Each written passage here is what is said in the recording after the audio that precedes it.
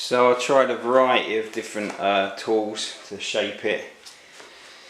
For me, this worked best for cutting off the huge overhangs because it goes really flush, right? That's what it's for, right? It's just for just flush cuts. Try using this hacksaw blade and it just bows inwards and you end up gouging out stuff, whereas this goes flush. So that was really good for the initial shaping.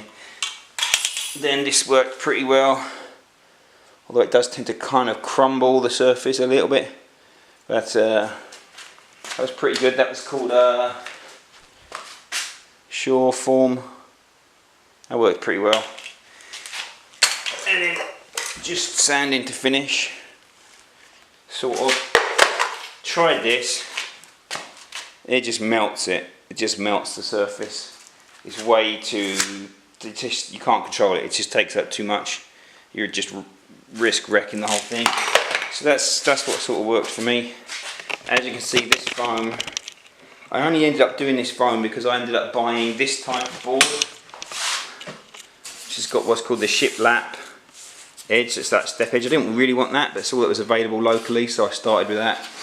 And I thought I could fill in the gaps with the squirty foam, but the squirty foam just, I don't know, you just can't control where it goes. It's sort of random. And now there's big holes everywhere, so I'm going to have to fill that with something else, something that's not too heavy. This construction adhesive, yeah, probably don't want to slop that everywhere because it's really annoying to get rid of that. So I would probably, if I was doing it again, I'd be a bit more careful about how I slop that around everywhere. But it's getting there, it's starting to take shape.